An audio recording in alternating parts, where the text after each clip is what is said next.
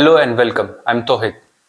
Nowadays, it's normal for us, I guess, to hear news about someone young or maybe old dying in a moment due to heart attacks. But that's not the complete story. Every hour, more than 1,000 people die from strokes and heart attacks. Most of these deaths are caused by high blood pressure, and most could have been prevented. Hypertension is the number one risk factor for deaths globally, affecting more than 1 billion people.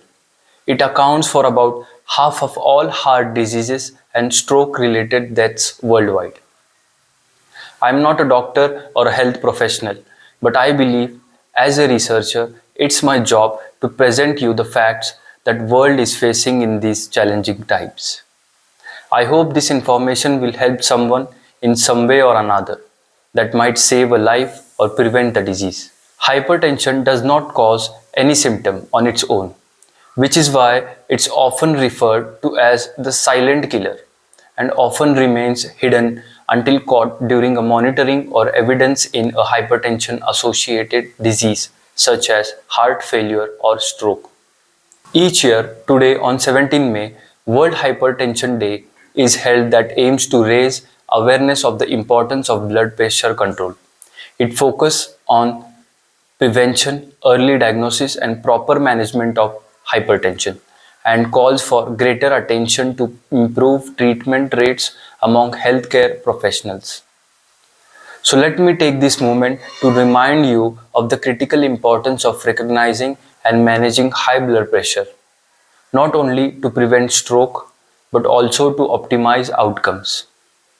Hypertension is a condition that occurs when your blood pressure increases to unhealthy levels that is currently affecting 1 billion people worldwide, or 1 in 4 adults, and is the leading preventable cause of death and disability worldwide. The more blood your heart pumps and the narrower your arteries are, the higher your blood pressure and the harder your heart has to work. According to the World Health Organization, as estimated, 1.28 billion adults aged 30 to 79 are living with hypertension, with two-thirds living in low and middle income countries. Two types of hypertension are classified as primary and secondary. Primary hypertension is responsible for over 90% of cases. It's more common as you get older and may be caused by one or more of several possible factors, such as being overweight, a salt heavy diet, lack of exercise, and drinking alcohol. Secondary hypertension is caused by an underlying condition, most commonly kidney problems and endocrine disorders. High blood pressure is a growing problem, but the greatest increase in the absolute burden of hypertension are currently being seen in East Asia and the Pacific, Latin America and the Caribbean, South Asia and the Sub-Saharan Africa. An ideal blood pressure is less than 120 over 80 millimeters of mercury. Blood pressure can fluctuate throughout the day depending on the time of the day and what you are doing. Uncontrolled hypertension imposes an enormous economic burden on society in terms of both direct healthcare costs and substantial productivity losses resulting from disability and premature mortality. An estimated 10% of global healthcare spending is directly related to hypertension and its complications. You are what you eat. What you consume can affect your body's ability to prevent, fight, and recover from infection and diseases. By making small changes to your diet, you can greatly reduce risk of serious health issues. Reducing the amount of sodium in your diet is one of the most effective ways to control your blood pressure. The main source of sodium in our diets is salt. Daily salt intake should be less than 5 grams per day, about 1 teaspoon, which is the same as 2 grams of sodium recommended by the World Health Organization. So what can you do to reduce your daily salt intake? Avoid processed foods. In many high-income countries, about 75% of salt comes from processed foods.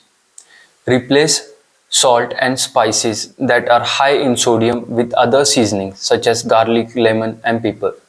In low and middle income countries, most sodium consumption comes from salt added during cooking and at the table.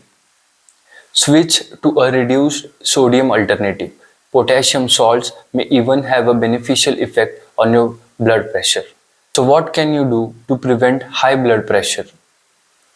Changing your lifestyle can help lower high blood pressure and can help anyone with hypertension.